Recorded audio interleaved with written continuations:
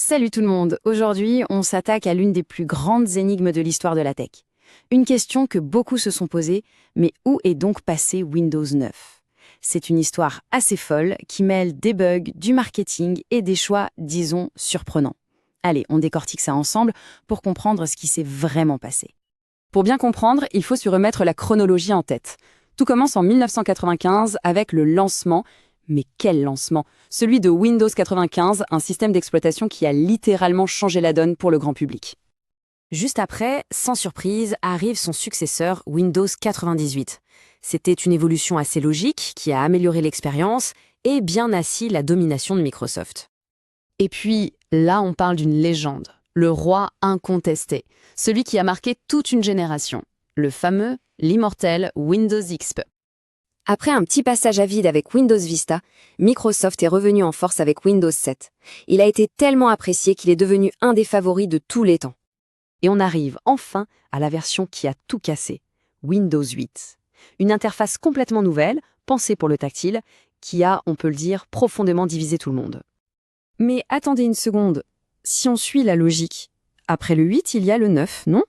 Sauf que Microsoft, lui, est passé directement à 10. Alors, un simple oubli? Une erreur de calcul? Pas du tout. La vraie raison est bien plus fascinante qu'un simple chiffre sauté. Et c'est là que notre enquête commence vraiment. Pour piger ce qui s'est passé, il faut d'abord regarder dans le rétroviseur. L'histoire de Microsoft est une vraie montagne russe, faite de succès planétaires et de flops retentissants.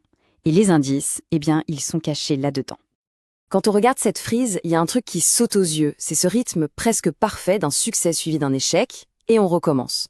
De Windows 95 à Windows 8, chaque sortie était un vrai pari. Et c'est justement ce contexte qui a rendu le lancement après le ratage de Windows 8 si crucial pour Microsoft. Il faut s'imaginer la scène en 1995. Microsoft a sorti l'artillerie lourde. Ils ont payé une fortune aux Rolling Stones pour utiliser Start Me Up. Le résultat, des gens qui faisaient la queue pendant des heures devant les magasins pour acheter un système d'exploitation. C'était du jamais vu. Ça a vraiment posé les bases de l'ambition de la marque. Et maintenant, Windows XP. On l'appelle le roi immortel, et c'est pas pour rien. Il a tenu plus de 13 ans, c'est énorme.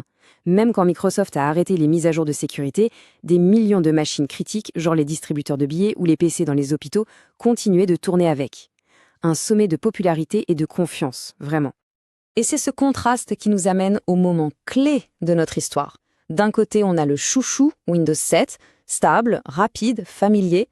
De l'autre, Windows 8, une refonte radicale qui a viré le bouton démarrer et imposé une interface tactile qui a perdu des millions de gens sur leur PC de bureau. Le rejet a été tellement violent que Microsoft s'est retrouvé dos au mur. Il leur fallait une victoire, et vite. C'est dans cette ambiance de crise que le successeur de Windows 8 a été imaginé. Bon, on y arrive. La raison principale, la vraie raison de l'absence de Windows 9, elle n'est pas marketing, elle est purement technique. C'est l'histoire d'un tout petit bout de code qui menaçait de provoquer un chaos planétaire. Pour comprendre, il faut qu'on parle de ce qu'on appelle le legacy code, le code hérité. En gros, c'est tout le vieux code qui traîne, écrit il y a des années pour d'anciens logiciels, mais qui doit toujours fonctionner aujourd'hui. Et le problème, il vient de la façon très simple dont ces vieux programmes vérifiaient la version de Windows.